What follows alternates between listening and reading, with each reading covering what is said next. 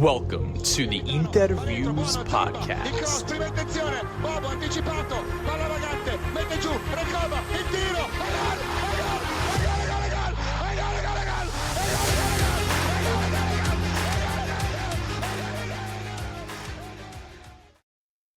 Welcome, Interisti, to episode 198 of the Interviews Podcast. We are here for the post-match reaction of Fiorentina-Inter, which finished 1-1 at the Artemio Franchi. Goals from Pio Esposito in the first minute of the game and Sharon Dur in the 77th minute. As always, I'm one half your co-hosting duo, Alessandro Raffa, joined here by Gianni Paterno. As it stands, in Serie A after victories from both Napoli and Milan. Napoli kind of working their way back into the conversation. Conte doing his thing to increase the pressure on Inter, and Inter falling for it.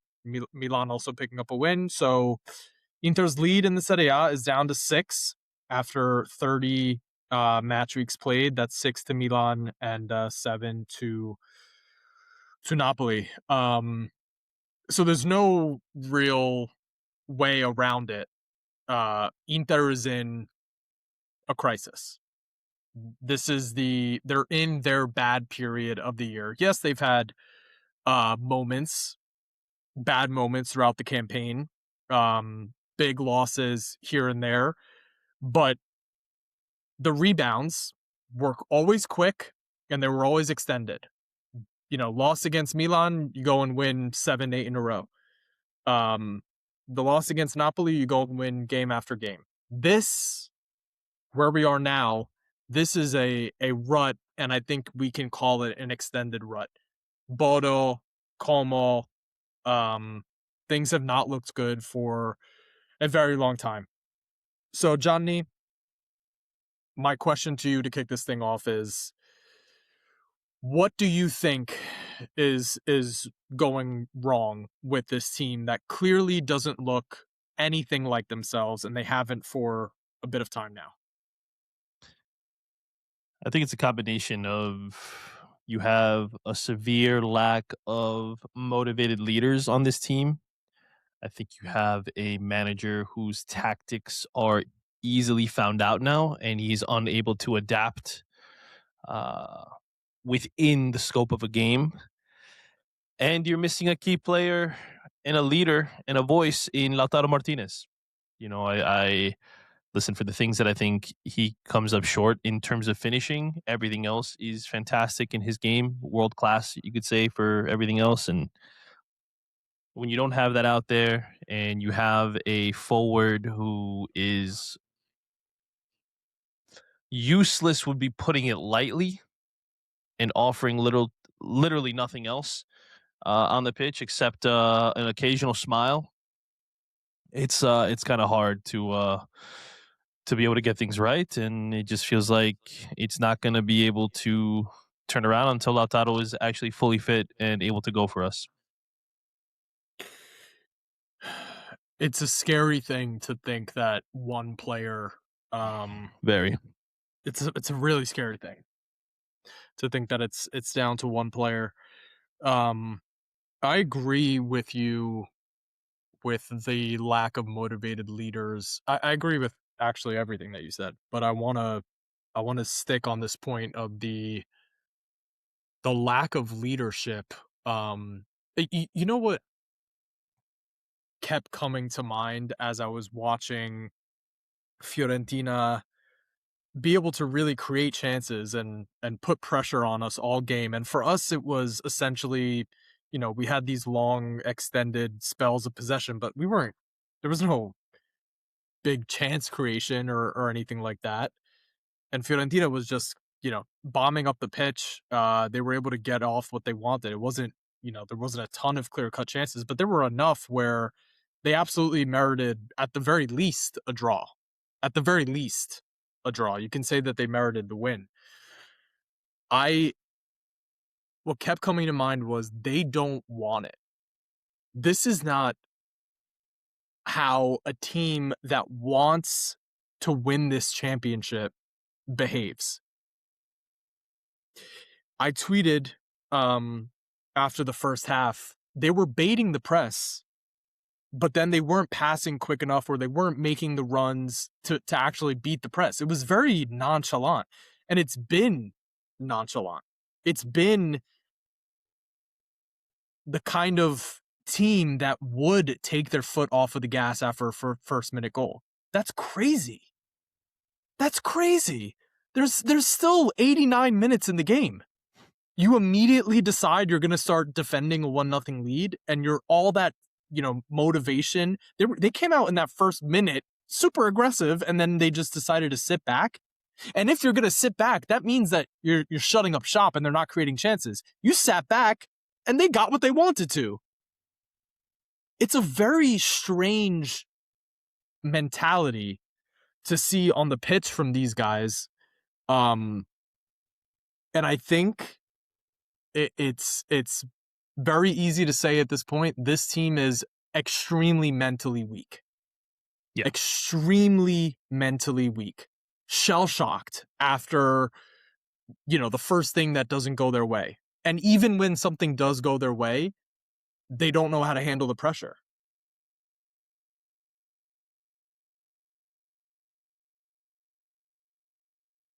I mean, the thing that frustrates me is, like, look, I know people are gonna point to Barella leading to the goal for Fiorentina. You could blame 3 other things that happened on that same sequence leading up to the goal that, but no one's gonna do that because, God forbid, you look at it objectively. No, it's only Barella who's at fault. We played a team in Fiorentina who just played a Conference League game on Thursday. Mm-hmm. They are fighting for their lives to not be relegated. Literally have been a punching bag for the rest of Serie A. And we go in there against a team that literally just played 3 days ago. Yep.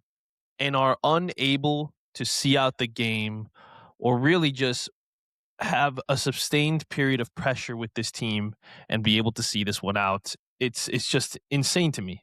It's insane to me.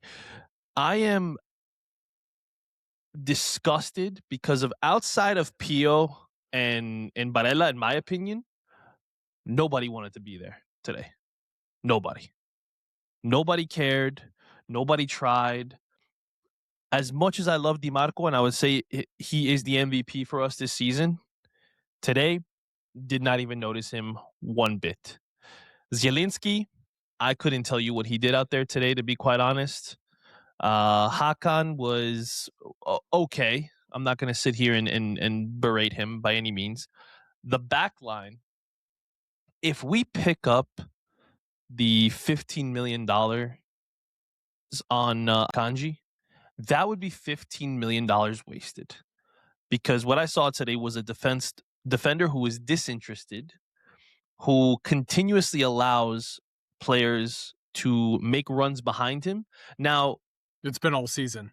All season. Balls across the box are a problem. And he just watches them go, and he allows the guy who he knows he's supposed to be marking. If you look at the first chance that Moise Kean had in the first half, he looks back, he knows he's there, and he still makes no effort to get in front or to make sure that he is unable to get an easy shot off. We are more lucky that I believe it was Brescianini who crossed the ball into him, that he put it a little too far out in front of him, that he was unable to get onto it, because that would have been the easiest tap-in of his life. Yep. It really is disgusting. This is Carlos Augusto's worst performance I think I've ever seen as well. Yep. I thought that he was just absolute mess. The yellow card that he got was more out of panic than really being a sound defender, which is what he's normally is. I don't know what it takes to motivate a club to want to win.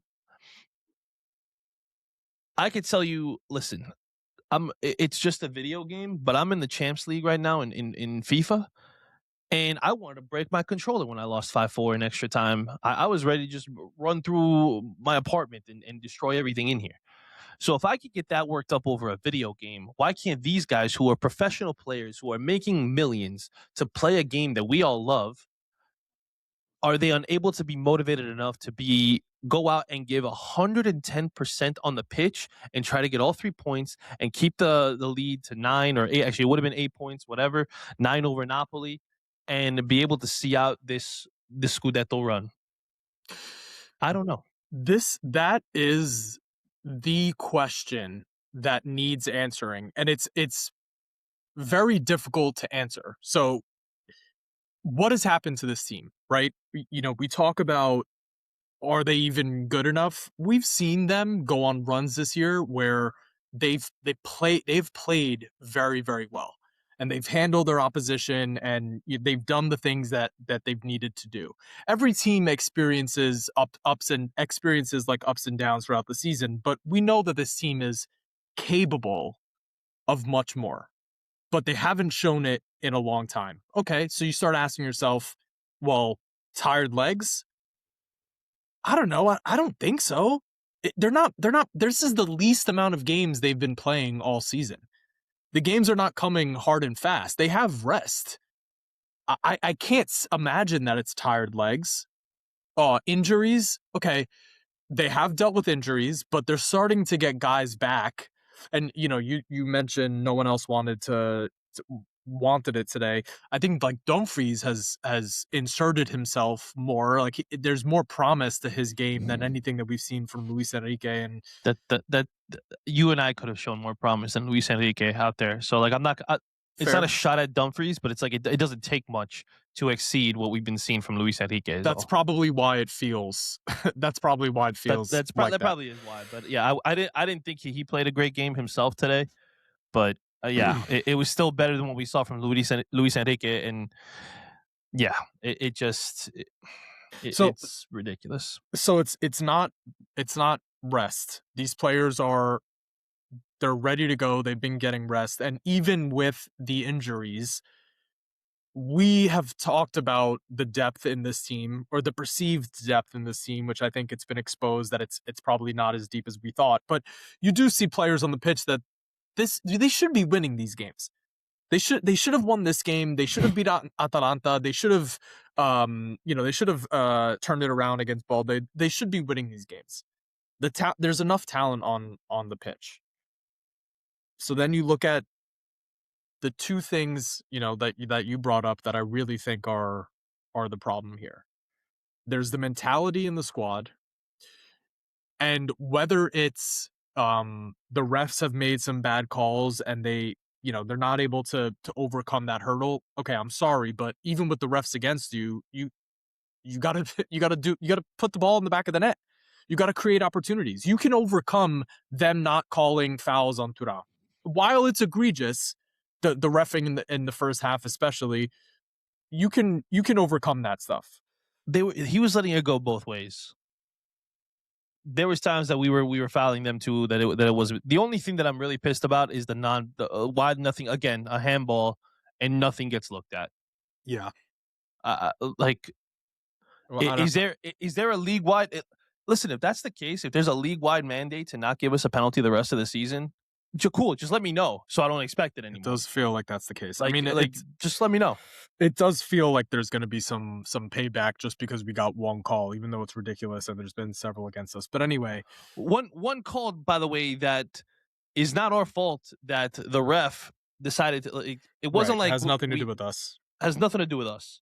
Yeah, but yet it has everything to do with us, apparently. Yeah. Okay. So they're not tired. We know that they're mentally weak and they're probably not up for this kind of task. Okay, so how do you get them going? Then you look to the coach. And this is what has been difficult for me. Kivu's the philosopher. He's the player's coach. It's more of a zen. It's like everything is going to be fine. But here's what is shocking to me.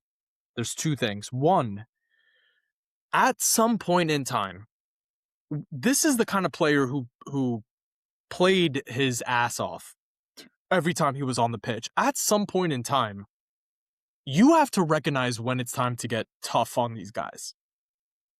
You say in the press conference, Thuram can do more, but so we all can do more, and that's fine. maybe in the press conference you need to do a little bit more. Or maybe with the players, we don't have access to what's going on behind the scenes. But obviously, if he is doing that, it's not landing, and that could be a whole other problem. But he needs to do more to get them fired up.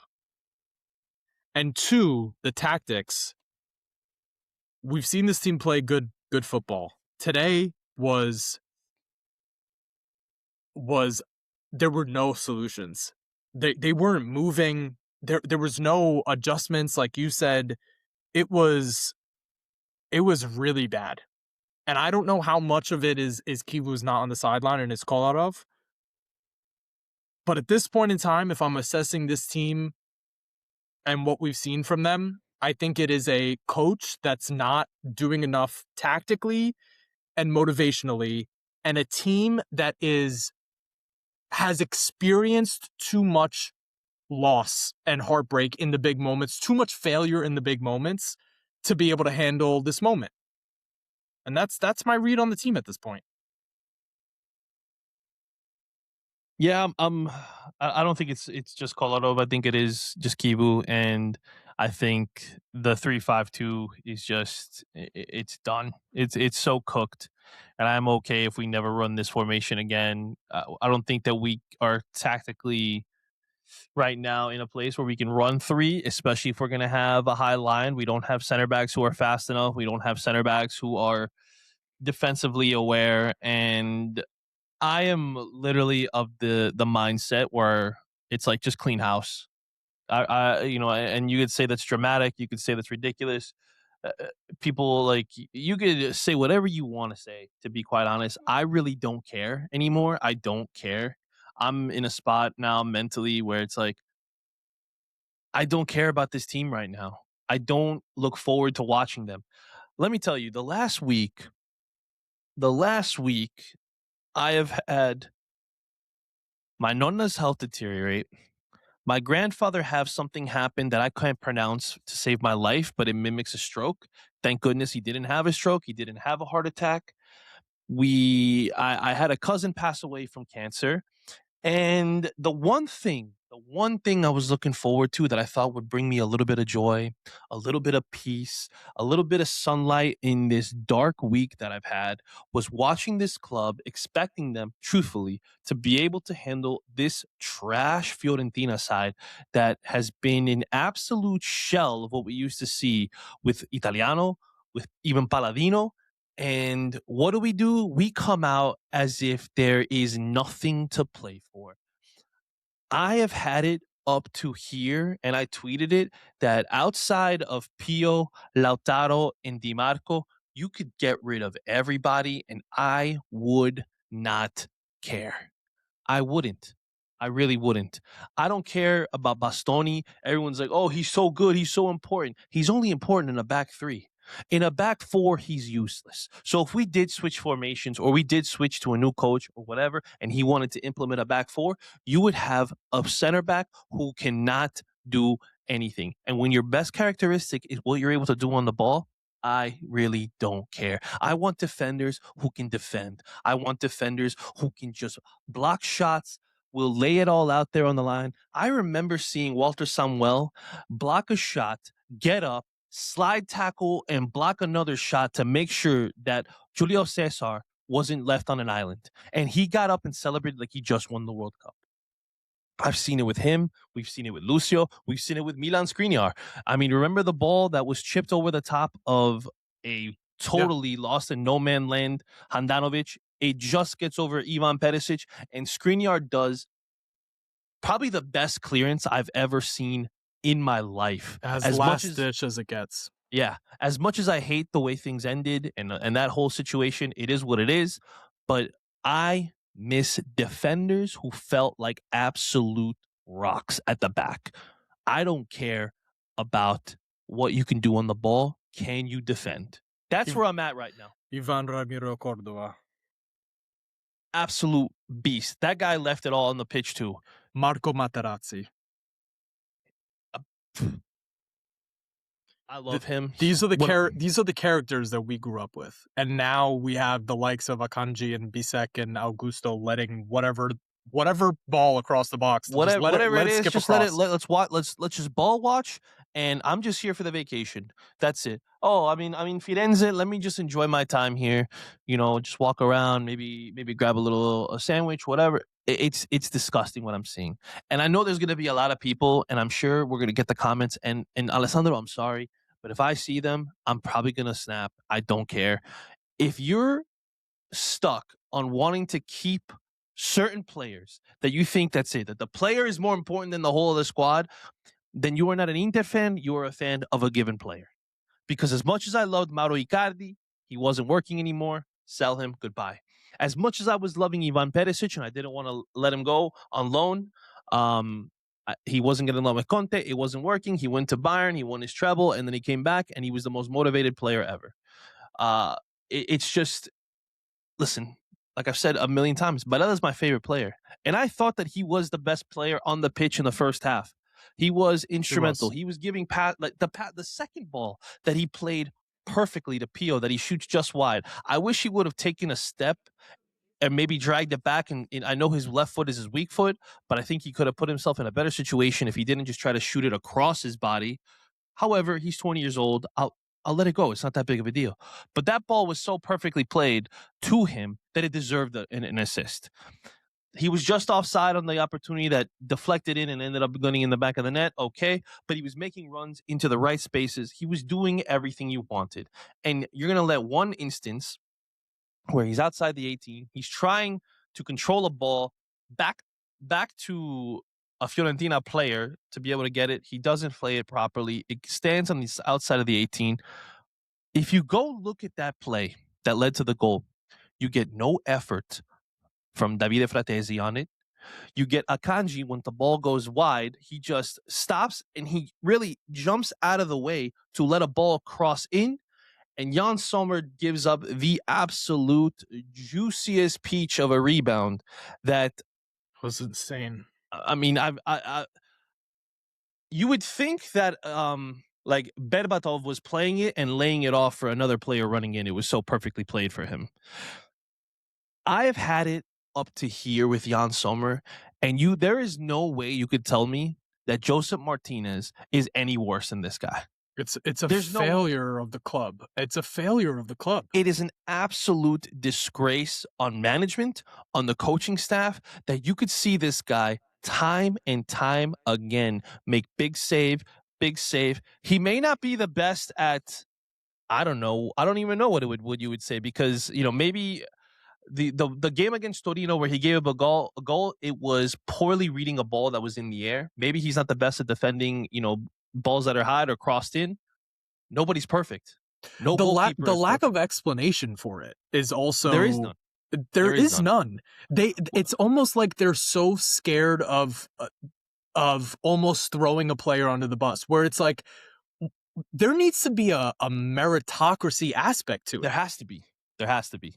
Or else you lose credibility as a coach, as a management. Do you think the players on the pitch don't know that there's a liability on the pitch with us right now? Like it's and both of them are Swiss. Really, right now, both of the biggest liabilities on the back line are Swiss. Your goalkeeper and a center back. Bisek actually played a decent game defensively. Not perfect, not great, but decent. Akanji was all over the place, and Jan Sommer was not any better. The chance on the ball that Moise Kean was offside that he put in the back of the net, that lack of an attempt of a save is, it really is concerning. It really is. Like, just falling to your right does not show it. It's not really an attempt of a save, in my opinion. Even with the ball across from Bresciani that Ken just didn't get to, Sommer was also ball watching on that too. Yeah. Like, where are you? Why aren't you not diving towards that post? Why are you, like, it's almost like the brain is not processing anymore. Yeah. It's like, does he even know that he's playing a game anymore? If the other team creates a chance, it's basically in the back of the net. And you can't play like that. I'm honest. I'd have to literally look it up, but I'm not going to waste my time here looking it up. But the last time I remember Jan Sommer making a big save was after the Juve game that he was an absolute catastrophe in goal. That was the last, so whatever week that was, week 4, maybe? Match day 4? Mm-hmm. Was the last time I remember him making an actual save, like a big save on an opportunity. It doesn't matter how well we play. Literally, if we give up one chance for the other team going the other way, it ends up in the back of the net. He is absolutely useless. And the fact that the only name that we're being tied to, and it's pretty much a foregone conclusion that we're going to sign Vicario, I think it's only going to get worse. I'm not even. Look at how bad he has been for Tottenham this year. Truly, truly atrocious. And the thing that gets me, and I'm sorry that I'm going off topic here a little bit, but I have to. The thing it's been driving me crazy all week. He went to Tottenham for 18.5 million euros, right? Mm-hmm. 18.5. He's gotten worse, and we're about to pay 20 million for him. Make that make sense, please. Please explain to me. And everyone's like, oh man, when Auxilio finds his guy, that's it. Oh, we're locked in. He doesn't give up on his guy. He gets his guy. Bro, I'm sorry, Shano. I'm gonna call you out. Shut up with the positivity. Shut up trying to hype this goalkeeper, because this guy is a shell of the player that he was. He wasn't even that good at Empoli. He was giving up disgusting, juicy rebounds there. Something that I actually praised Andre Onana for was the fact that he was able to control shots and keep them close to him. Even if they did spill out, he was able to control it enough that it didn't really cause a threat. Jan Sommer gives him up. Vicario, even worse. I don't want him at this club, and I could tell you it really wouldn't matter who you bring in, because if that's the goalkeeper you're building around, it's an absolute shame. Sorry, that's it. Drop all of the, well, he's just not a very good goalkeeper right now stuff. But here's the thing that I think is the most egregious part about it. You have it, your management. You have a side that is lacking in the characters that we spoke about. Cordoba, Matarazzi, Samuel, Lucio, Julio Cesar, these like serious characters, men who stepped on the pitch, right now, like grown men who stepped on the pitch, and it was do or die every single time. And they were going to leave their bodies on the line, and they were going to take out who they needed to take out, whatever it was. It had the most important position on the pitch. Vicario is the character that you're going to bring in. How many times have we seen him flail in the biggest moments as well? It's a complete lack of understanding of what this team needs, of what you need to actually be a winning program. There's no self-assessment. Go ahead. No. Go ahead. I can still make my point. Go ahead. There's no self-assessment of the biggest issues in the squad. And you know what? When you were, starting that point of discussion, what was coming to mind was, have they overachieved to this point? Knowing what we know now, is this actually them overachieving, and this is kind of, sort of where they might end up, which is second or third or even fourth in the table, if things continue like this? Is this kind of where they should have been? And we've gotten, we've had our wins early on in the season, and now it's going to be all things, fall a regression to the mean, so to say. Has the team essentially overachieved? Was it really not good enough to begin with? Listen, I know Nima thinks that this is the best team that Inter have had, and that it's better than anything that Inzaghi has had, which I think is kind of hilarious in some aspects. But when you really look at it as a whole, like, I wasn't excited about this Mercato. I wasn't as high up as everybody was. I was happy that we were keeping Pio and not selling him or sending him out on loan again. I thought that he would be a nice addition. I thought Boni would be nice, but I didn't think that he was going to be this like world-beating, signing.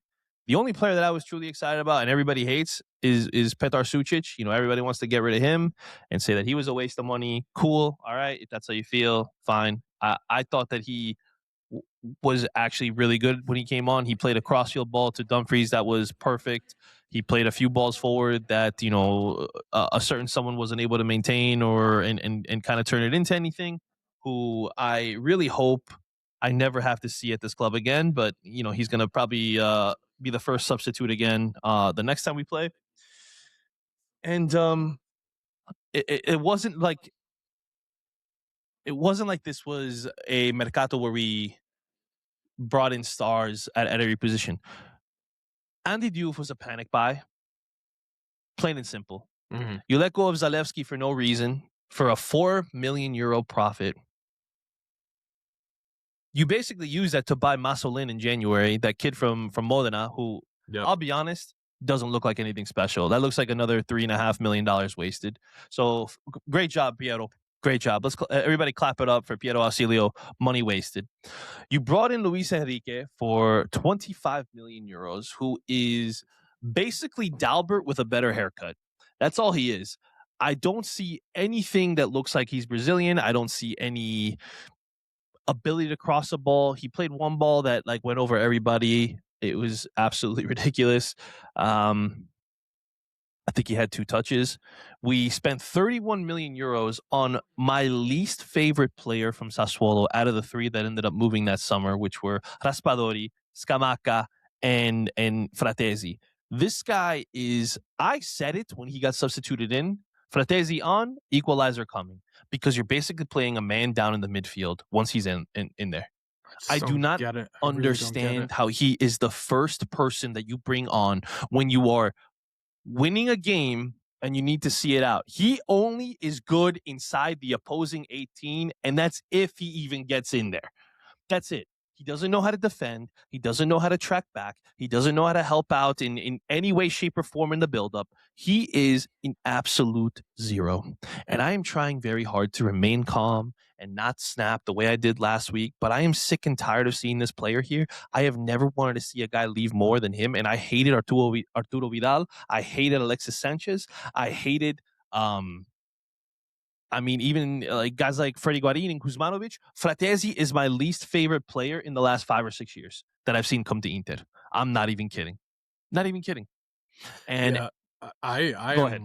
I have a lot of blame for Kivu in this moment because, what are we doing? Why are we not these? It feels like we are making decisions to get guys going instead of going with the guys who are have been working. And can I just finish one thing about what I was going to say with regarding Fratesi? Early in the year, when we were winning games, who was not really featuring? He was hurt. Davide Fratesi. Yep. Now that he's actually seeing minutes, we're not seeing out games. Is that just a coincidence? Is that pure luck? Or is there a correlation between shit player, shit results? Against this club, Sucic played 90 minutes last time out. 0.803 expected goals on target, 42 of 46 passing, a chance created, 6 of 8 on accurate long balls. He had a great game last time out. This time he comes in with a few minutes to spare and gets enough time for 9 touches. That's not good enough. That's wrong. It's something is not there. He's shitting the bed. He's shitting the bed. These don't have to be that hard of decisions to figure out. They just don't. They just don't. He's making life harder for himself trying to stand by guys that have not been doing it all season. We're lucky that Mickey, was unavailable for this game.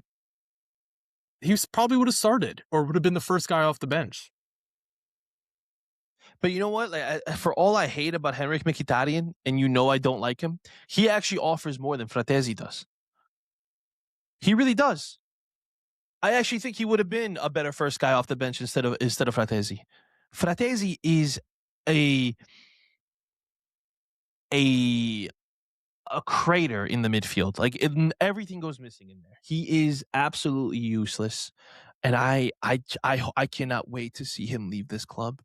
I swear, if he's at this club next year and Vicario's there too, oh my gosh, you may honestly need to find somebody else to replace me, because I don't know if I'll be able to watch this team next year. If he's still here and Vicario's our number one goalie, I don't know if I'll be able to watch this team. I may need like a vacation or something where I'm just on a deserted island with no internet, because I can't take it. I can't take it.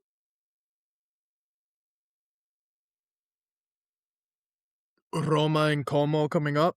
Two teams fighting for fourth place. Roma at home, Como away. And it doesn't get any easier. And it's it's almost past the time of, okay, now is show what you got. This is the big test. It's like, I don't know. After the loss against Milan, I'd say Atalanta and Fiorentina picking up maximum points and rebounding, that was a pretty big test too. Like the test has been happening and they're failing. They are failing. And you would think, after you have the disappointment of the match with Atalanta and then Milan bail you out essentially, and you still have an 8-point lead, you would come out fired up to just be able to maybe put this to bed today, and you do nothing. It was nonchalant. It was nonchalant. It was a team that felt like, oh yeah, we're up one. All right, we're good. That's it. We did what we came to do. We took the lead. That's it. We're good enough. The other thing too is like they get the early goal and then they start to get a little pragmatic and maybe they think, and I can't imagine that the coach, like that's not something where a coach is like, okay, you're going to score in the first minute and then as soon as we score, we're going to, set up shop a little bit. It's the players on the pitch are like, there's mentally something wrong. So then they score the other goal and they decide to take their foot off the gas. After the first easy opportunity that Fiorentina creates, okay, at that moment, the guys on the pitch need to say, okay, enough, wake up. We're playing with fire. We're now playing with fire. Moise Kean just had a huge opportunity. Wake up. Let's start pinging this thing around and let's go. Let's get into it. But that doesn't happen. And it's like all game, they're just like, it was inevitable, the equalizer. And after they scored that finally, they scored the equalizer in the 77th minute. After that, you never felt like Inter were going to grab it. No. I mean, even the opportunity by Pio in the last second, on the last shot of the game, like that was really just created out of nothing. It was a ball played into by Sucic.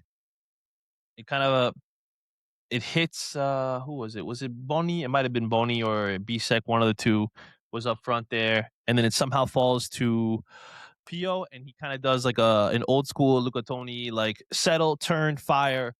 And I mean, it was a great shot. Honestly, just an even better save by De Gea. Like, hats off to him to keep the points for his club. It's just nothing. Nothing was created outside of what we saw from Pio and Barella in the first half, and then late with Pio in the second half. Like, not a single chance. And I think, I mean, let me see. What did De Gea have? 3 saves. Okay. One was at the last shot of the game. One was, and 2 were in the first half. So we did literally nothing for maybe 60 minutes of this match. Yeah. And they're saying it prevented 0.98, so it prevented one goal. Yeah. Looking at the mentality of the players too, like let's just take a second to think about this. One by one, you have Sommer in net, who for the past couple weeks, it's all it is Vicario is gonna come in, and Sommer, you might get offered the opportunity to stay as a backup. Okay, so that, let's just say there's a mindset that might be there. Carlos Augusto doesn't get called up to the Brazil national team. It's very unlikely that he's going to the World Cup. And we know all the conversation that he's had, it's like he wants to be there for Brazil. He really wants to. So he's dealing with that disappointment. Guess what? Bisek, same thing. The whole thing with Bisek was, I need to play, mister. I want to go to the World Cup. He doesn't get called by Nagelsmann. Akanji has not looked like himself for a while. Hakan just back from injury. Same thing with him. Probably not. He's not going to renew, and he's going to go to Galatasaray. Barella has had a hard time recently. People are saying drop him from starting for the Italian national team. Zielinski has played a ton, and even though it's not been as frequent recently as far as the amount of matches, he's shouldered the load for a long time. And some of the other guy, I think the only other guy to really point out is Thuram again, not He's doing checked out. well. He's checked out. He's ready to go somewhere. He wants a new challenge. I think the flirting with from the Saudi league, he just wants a payday, and that's really it. He does not care about this club, and just yeah. So the point of going through all that is like the majority of the team on the pitch today, going into it, they're not in a good way. They're not in a good way, and they are not stepping up for the opportunity. They're not pulling on the Inter jersey with this like hunger and desire to win.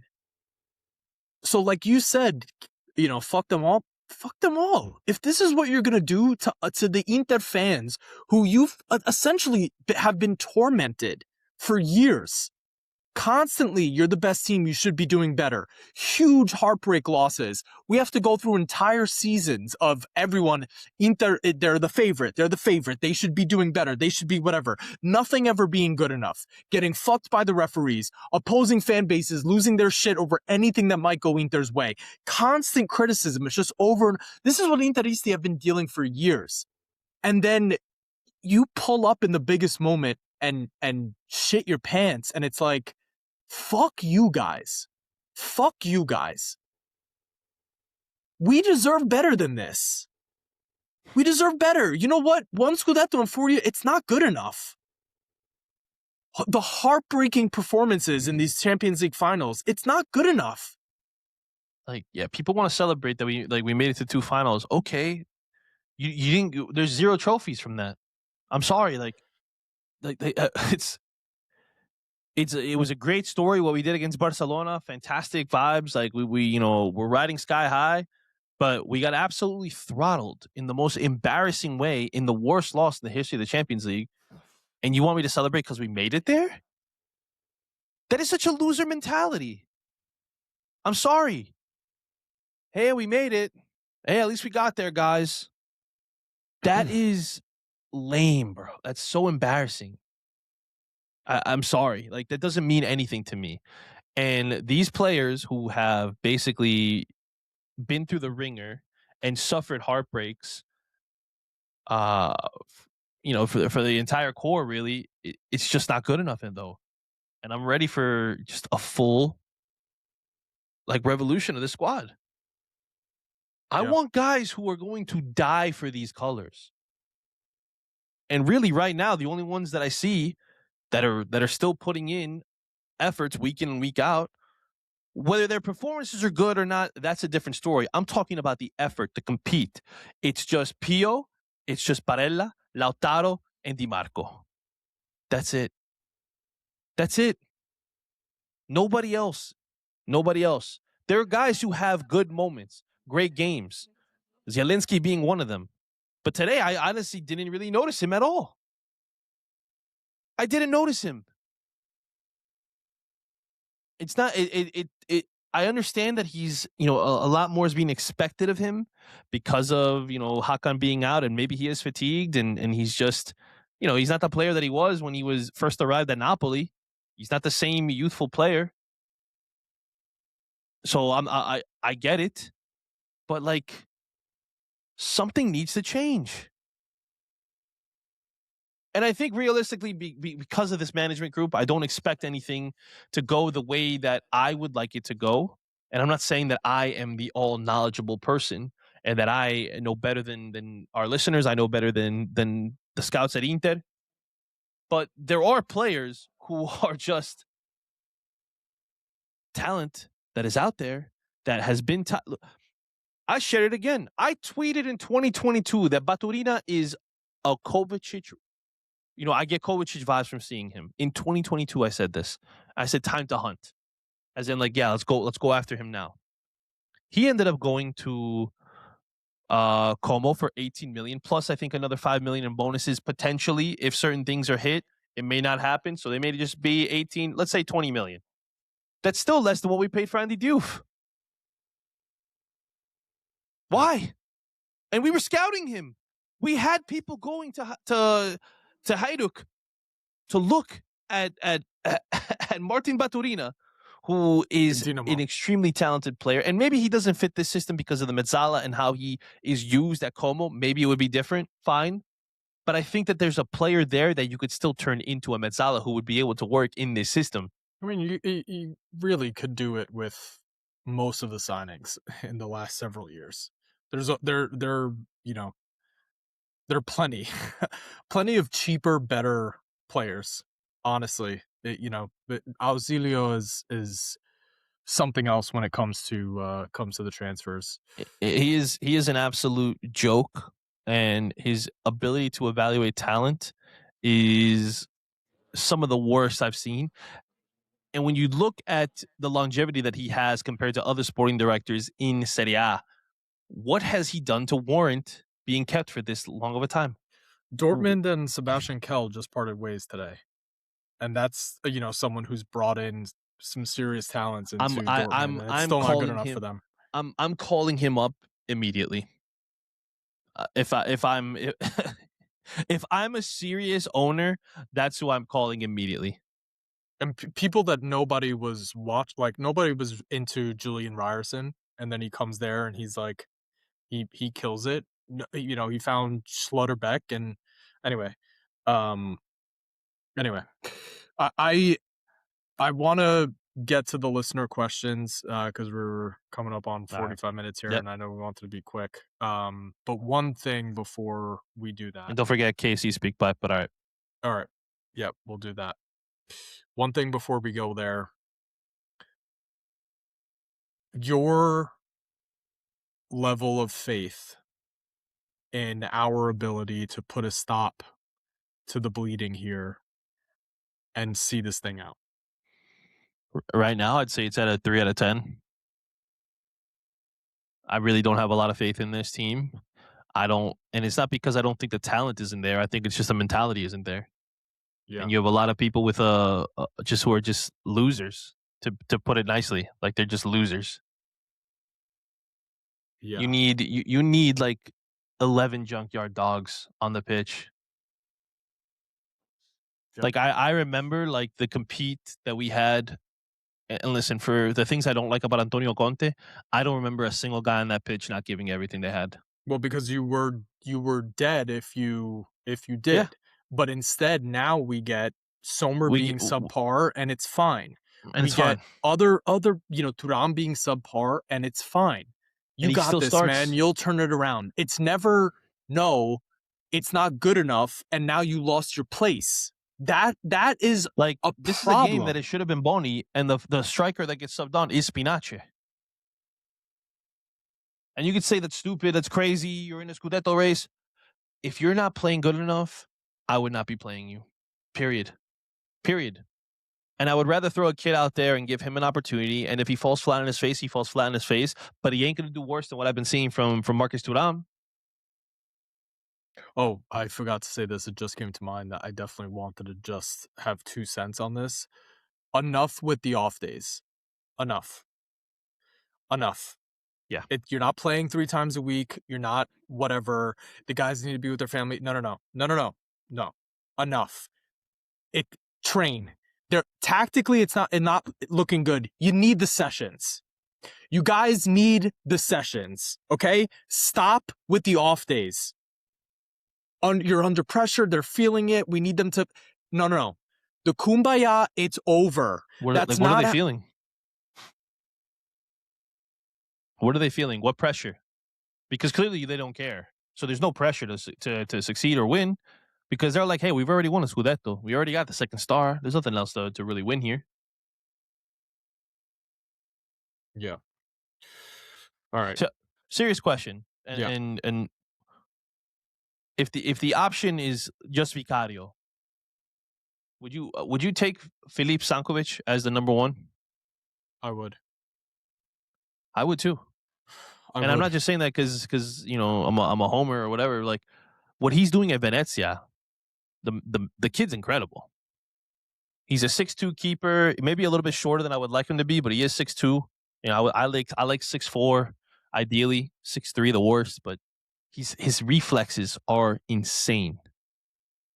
But The what somebody would say, the detractor would say, a 22-year-old kid in net for a team that's contending is, playing with you're fire. right. So let's get a 29-year-old guy who is about to get Who's relegated. who's finished mentally. Yeah, like that's a better call. Yeah, I completely agree. Look at Jonas Erbig at Bayern Munich with Neuer being injured all the time. That kid is incredible. That kid's incredible. Academy product, whatever. Like Yep. is he 18? I thought he was 16. And he is. Let me see, Jonas Erbig. You know what? He doesn't need to be. I'm sorry. He's 22. Jonas Who am I Erbig. thinking of? Yeah. Who am I thinking of? Oh, their other goalie. Their American goalie. Oh yeah, I forget his name. But now there's Prescott. talk. Prescott 16. There's talk about Erbig being Germany's number one. And you want to know why? Because he's good enough, and they don't need him to be the leader. He's just good enough, and that's it.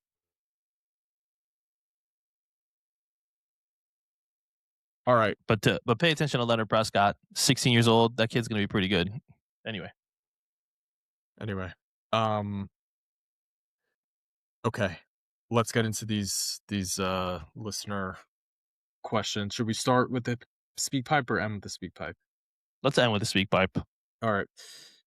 Peter Jordan, before the match started, he didn't like starting the best three in midfield from the start. The weakness recently has been performances off the bench. Rather started Sucic and brings Zielinski on to close the game. But this is the strongest available, so they need to show it and put the game out of sight. In hindsight, that might have been the way to go. Might have been the way to go. I agree. Intertwined, you're right. Thuram getting no breaks from the ref on some pretty physical play from his defenders. Pio already doesn't get a lot of calls being a rookie. Our strikers will need to play through some of this. It's not even that he doesn't get calls. He needs to just stay on his feet. Stop going to ground all the time. You're strong. You are a strong, big striker. You're not going to get calls because they are starting to catch on that it looks like you're always looking to go down easily. And yes, I do see you getting pulled and all that stuff, but fight it off, man. It's okay. Like I'm not going to get upset if you're fighting for it and lose the ball instead of going down and then letting them take it quick on an odd man rush. I feel that way about Pio, but I thought with Thuram, he really was clattered through, and like that gets called all the time. Yeah, Thuram, yes, but then there was also times where he was like just giving up on runs too. Like Thuram was not getting calls for sure. I was really just directing that towards Pio, not like staying on his feet. Yeah. But Thuram also, like, I just feel like the effort's not there. So like I think once he saw that he wasn't getting calls, then he's like, well, then I don't really care. Yeah. And That's what it felt like.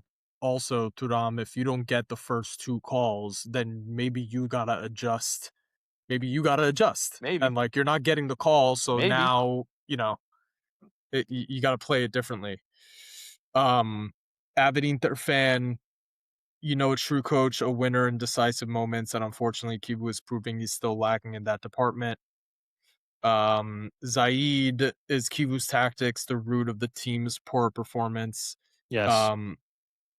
I think it's part of it, but I also think that these players have really. I think it's a big part of it.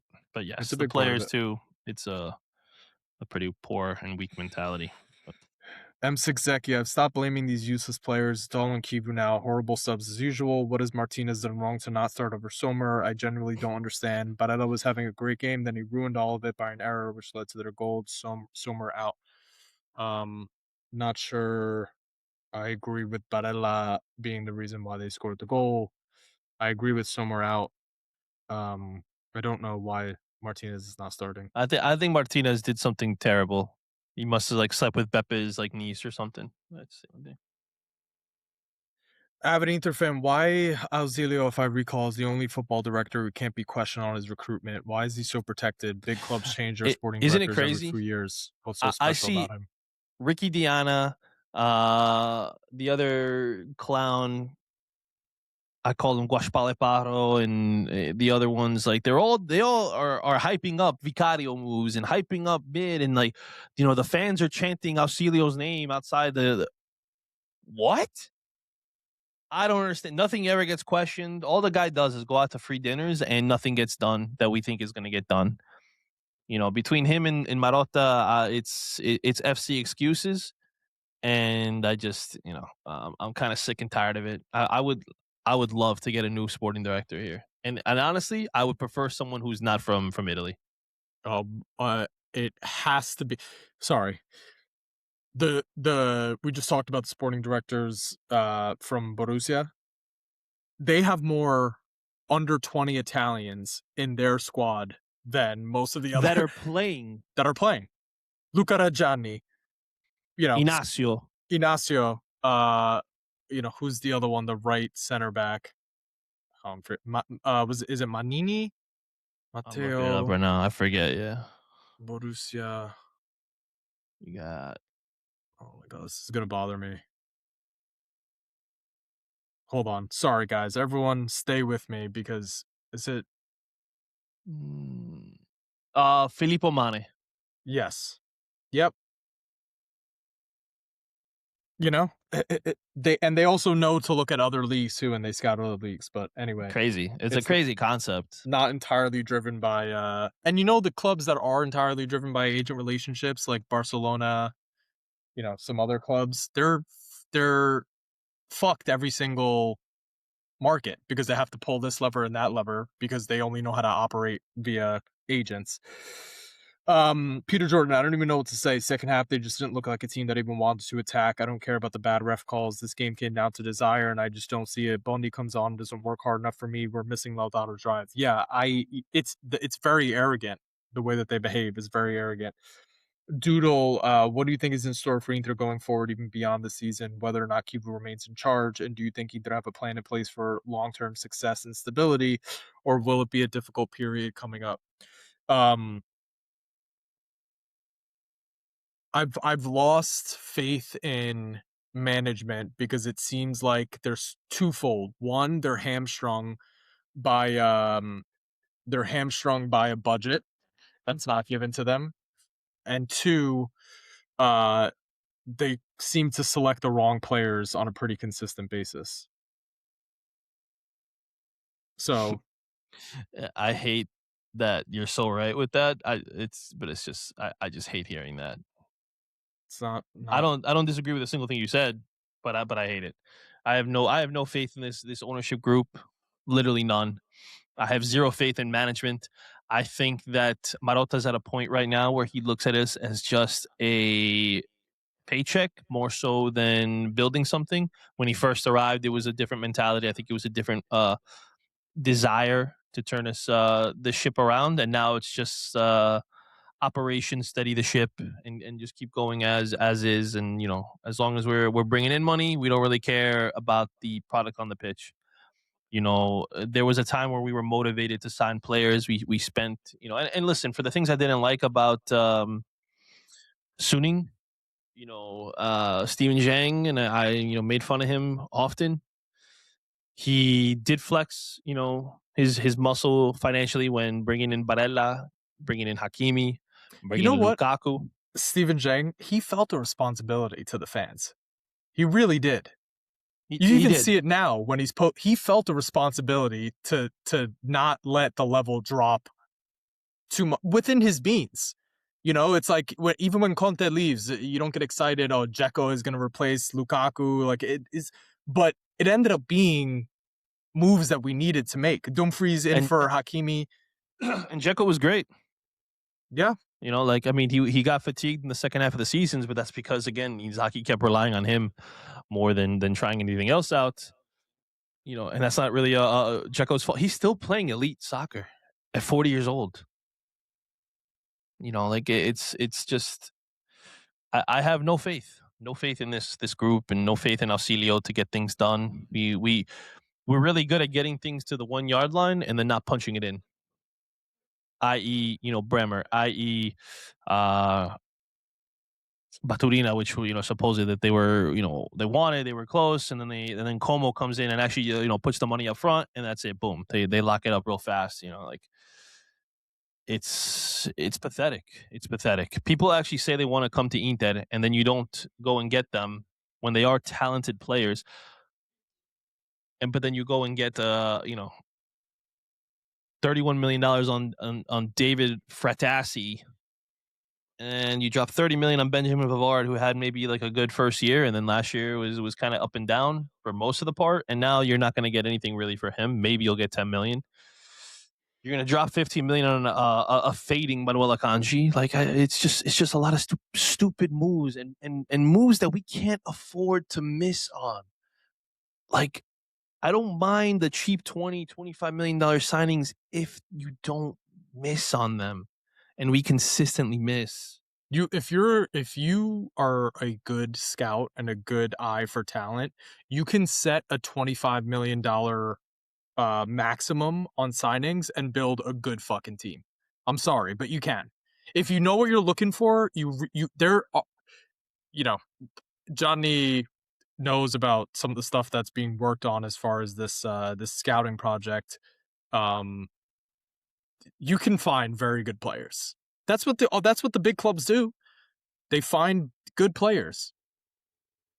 You don't need unlimited resources. You don't. You need smart processes. That's what you need. All right, let's get to this Casey speak pipe and get out of here. This is just embarrassing at this point. I mean, yeah, you scored 40 seconds in, sick. I thought they still looked good for maybe 10 minutes after that. And then about the 15th minute on, it just slowly, not all at once, but just slowly faded in energy, urgency, hair. And then by the time the second half come, it was just flat. Same thing, same shit, different day. Just think we can coast to a win. I know all these players were there, but I'm sorry, you're not the Inzaghi 1-0 team. Like when we were winning 1-0, those were comfortable see-out games. You guys can't do that anymore, especially with that joke of an excuse of a goalkeeper behind you.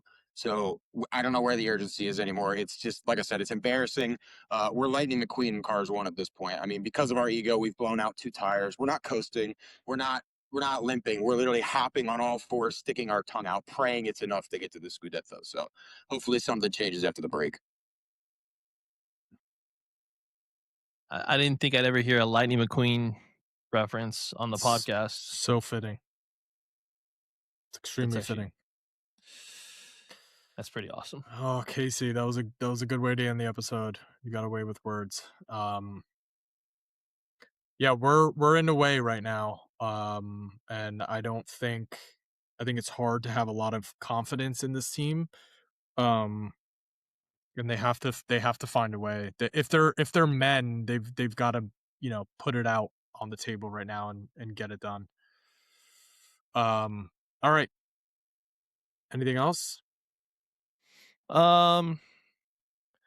If you listen to this episode, go comment Fratesi sucks when we post it on Twitter, and I'm going to give away some cards that I have had sitting on my desk here that I'm like, I just want to get rid of them. All right. And it's not going to be the Hakan autograph card because I'm still not at 1,700 followers. So, but some other Inter cards. So, yeah, let's Interisti have a win and let's get Johnny to 1,700 followers. All right. And then you get a Hakan autograph card. In the words of the great Roberto Scarpini, Forza ragazzi, forza ragazzi, forza ragazzi.